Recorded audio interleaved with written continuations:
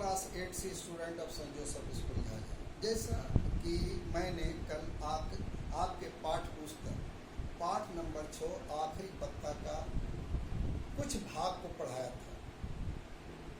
पूरी भाग पूरा नहीं किया था, पाठ बड़ा लंबा था, इसलिए मैंने आधे को पढ़ाया और आधा पूरा कर लिया। पूरा करने से पहले एक बार फिर से संक्षेप में पीछे से जाते हैं। सू और जानसी दोनों की मित्रता थी। एक कैलिफोर्निया की रहने वाली, दूसरा मेन राज्य की। दोनों की मुलाकात होटल में होती है और कला संबंधित बातें होती है। फिर धीरे धीरे दोनों की दोस्ती हो जाती है। दोनों मिलकर स्टूडियो खोल लेते हैं। संयोग से उसी बस्ती में अचानक निमोनिया नामक बीमारी तेजी से फैल जाती है। लगभग पूरी की पूरी बस्ती निमोनिया से पीड़ित हो जाती है। बहुत सावधानी बरतने के बाद जानसी भी निमोनिया से पीड़ित हो गए। फेफड़ों में बलगम जमा होने के कारण बहुत कमजोर हो गई। हिलना डुलना मुश्किल हो गया। वह बराबर बिस्तर पर लेटी हुई खिड़की के बाहर देखा करती थी। हालांकि उसके डॉक्टर इलाज करते थे। एक दिन डॉक्टर ने सू को बुलाकर कहा, जानसी की बचने की कोई उम्मीद नहीं है, क्योंकि इतनी मायूस हो गई कि उसने सोच ली कि उसकी मृत्यु निश्चित है, जिसके कारण जो भी दवा देते हैं उस पर असर नहीं करती। मैं कोशिश करूंगा, तुम उसका मनोबल बढ़ाओ। जब मनोबल बढ़ाओगे तो जीने की इच्छा होगी और दवा भी असर करेगी और उम्मीद है कि ठीक हो जाएगी। एक दिन सू चित्र बनाने में मग्न थी। अचानक उसके कानों में धीमी धीमी आवाज आने लगी। वह दौड़कर जानसी के पास गई। क्या देखती है तो बराबर खिड़की की ओर देखकर उल्टी गिनती गिन रही। 12, 11, 10, 9, 8, 7, 6, 5, 4, इस तरह से। सू ने बड़ी बेचैनी से खिड़की के बाहर देखा। क्या बात है भाई? वो जानना चाहती थी क्या गिन रही है, किस चीज को गिन रही है। बाहर में कुछ तो था नहीं, सुनसान बरामदा था और ईंटों की दीवार थी। और ईंटों की दीवार पर अंगूर की एक अधसूखी बेल यानी लता थी, जो पूरा आधा सूखा हुआ था। सू ने पूछा क्या गिन रही? बोले अंगूर के बेल के पत्ते गिन रही हूँ। उसने कही कि जानसी ने कही या उसने कही कि अंगूर की बेल के आखिरी पत्ता जब गिर जाए तो समझो कि मैं मर गई। और तुम्हें भी पता है, डॉक्टर ने बता दिया हो कि मैं बचने वाली नहीं हूँ। सू ने प्यार से झड़कते हुए कहना, हम ऐसी बेवकूफ़ी बातें नहीं करती। बेल के पत्ते गिरने से तुम्हारे ठीक होने का कोई संबंध क्या हो सकता है? तुम्हें ऐसा नहीं सोचना चाहिए। डॉक्टर साहब ने बताया तुम जल्दी ठीक हो जाओगे। जानसी की नजरें अभी तक खिड़की से बाहर अंगूर के बेल पर जमी। उसने कहा तुम्हें दवा लाने की जरूरत नहीं है। अंगूर के बेल पर से एक पत्ता और गिर गया है, अब 4 बचे हैं। अब मुझे शोरबा या दवाई पीने की कोई जरूरत नहीं है। अंधेरा होने से पहले मैं इस बेल के आखिरी पत्ते को गिरते देखना चाहती हूँ। गिरते ही मैं मर जाऊँ। सू ने प्यार से कहा, रे जानसी, बेकार की बातें छोड़ो, सोने की कोशिश करो। मैं नीचे जाकर के बाहर मन को बुलाने जा रही हूँ।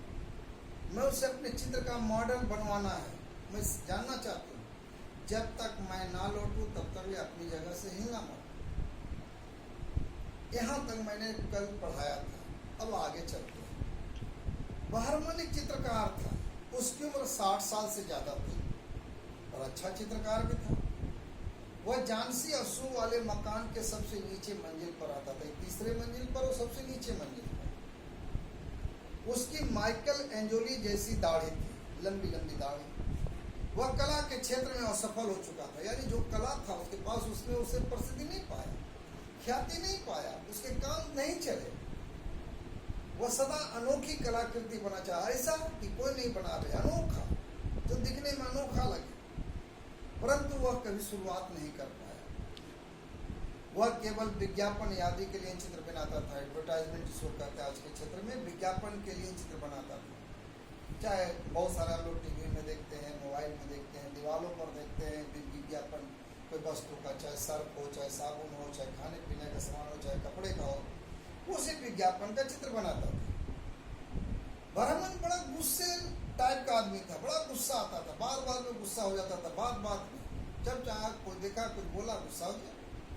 वह विनम्र लोगों का बहुत मजाक उड़ाता था, जो सीधे साधे थे तो उसका खुली उड़ाता था, मजाक उड़ाता था, उसको कोई वैल्यू नहीं देता था। वह अपने आप को सू और जानसी का संरक्षक समझता था और सोचता था कि मैं सू और जानसी का एक संरक्षक को एक प्रोटेक्ट करने, एक तरह से उसकी सुरक्षा प्रदान करने वाला हूँ। सू जब ब्राह्मण के कमरे में अंदर गई तो देखा वह एक कमरे में एक और बैठा हुआ, किनारे चुपचाप बैठा हुआ। सू ने उसे अपने चित्र का मॉडल बनाने के अलावा जानसी के मन में बैठे आराम के बारे में बताया। सू जो अपने काम से गई थी बताई, इसके अलावा जानसी की जो मनोभावना थी, जो मनोदशा थी, जो स्थिति थी, जो बीमारी थी और जो कही थी बेल के पत्तों की सारी बातें बता दी।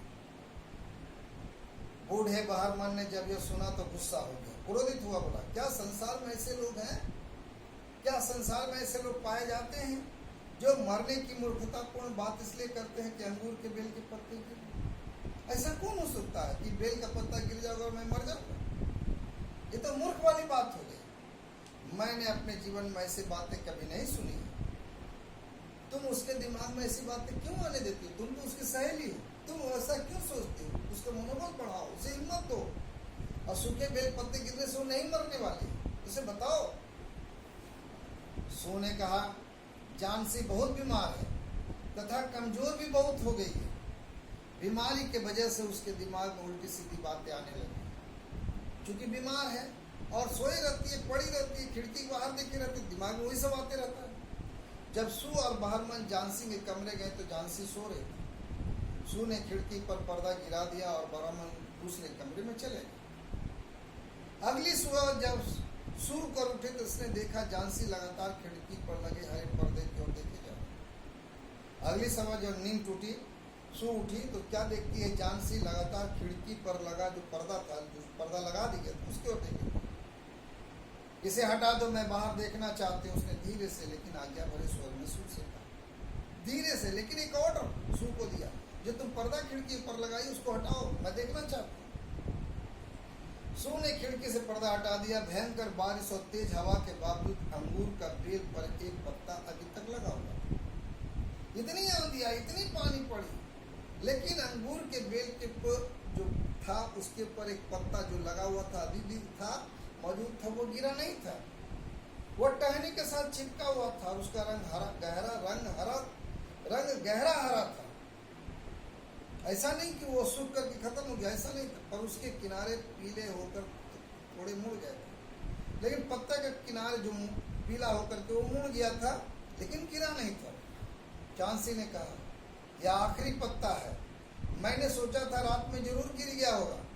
खिड़की बंद होने के बावजूद तेज हवा चलने की आवाज साफ सुनाई दे रही थी। इतनी आंधी, इतनी तेज वर्षा, ये सब दिखाई दे रही, सुनाई पड़ रही थी। यह कल नहीं गिरा तो क्या हुआ, आज जरूर गिरेगा, और जैसे ही गिरेगा मैं दुनिया में नहीं रहूंगा, यानी आखिरी बेल के पत्ते से मेरा जीवन का अंत हो जाएगा।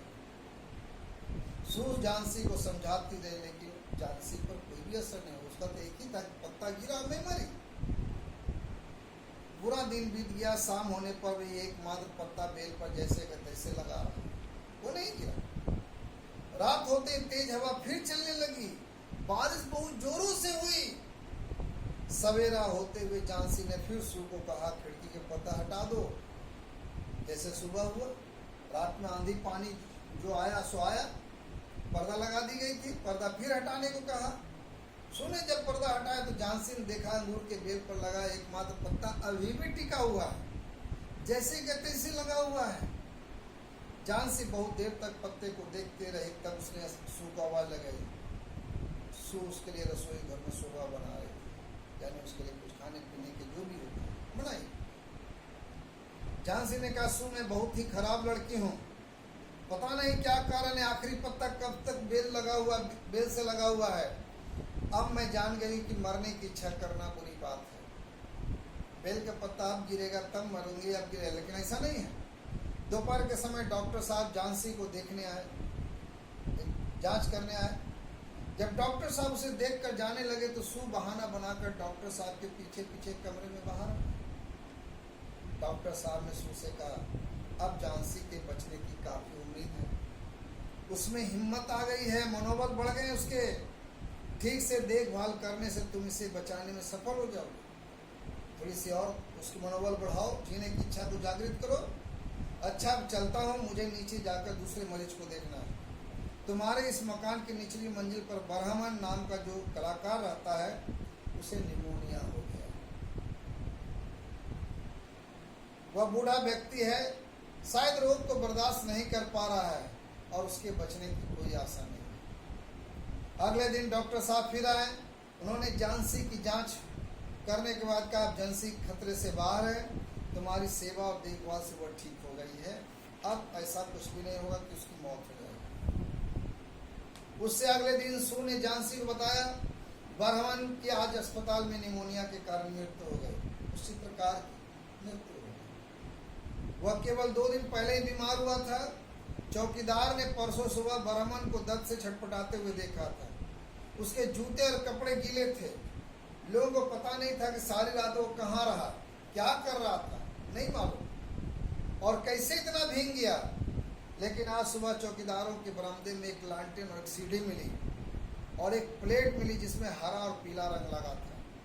जब जांच पड़ताल किया गया तो उसके चौकीदारों को बरामदे में एक लालटेन, एक सीढ़ी मिली और एक प्लेट मिली जिसमें हरा और पीला रंग था। इसके अलावा ब्रश भी मिले। तुम खिड़की से बाहर लटकी अंगूर की बेल पर लगे आखिरी पत्ते को जरा ध्यान से देखो तो जो खिड़की के बाहर दीवार है और दीवार पर जो हरे पत्ते लगे हुए बने हुए हैं, तुम्हें हैरानी हो नहीं होती इतनी तेज हवा के बावजूद वो पत्ता क्यों नहीं गिरा। एक ठंडी सांस भरकर सू ने बताया, झांसी या बरहमन की अनोखी कलाकृति है। वह कलाकृति है जिसे वर्षों से बनाने की सोच रहा था। जिस रात आखिरी पत्ता गिर गया था, उसी रात को बरहमन ने तेज हवा और भयंकर बारिश के बावजूद पूरी रात जागकर बड़ी मेहनत से तुम्हारा मनोबल बढ़ाने के लिए, तुम्हें नई जिंदगी देने के लिए बिल्कुल असली लगने वाला यह पत्ता बनाया था। और पत्ता बना तो दिया, तुम्हें उसे जिंदगी नहीं मिल गई, तुम ठीक हो गई, तुम मौत से छुटकारा पा गए, लेकिन बरहमन उस निमोनिया के कारण तुम्हें जिंदगी देकर सदा के लिए कूच कर गया, मर गया। तो ये था आखिरी पत्ता, द लास्ट लीफ, अंग्रेजी में ये है था ओ हेनरी साहब का। तो आप इसे पढ़ेंगे, 2-3 बार पढ़ेंगे और इसके दिए गए कल इसके देंगे कार्य। इसे बनाना है आपको कॉपी में, निश्चित रूप से बनानी है। तब तक ये घर में सुरक्षित रहें, सावधान रहें और आप बाहर ना निकले। जरूरत से अपने दिए गए कार्यों को सभी विषयों में पूरा करें। थैंक यू, धन्यवाद।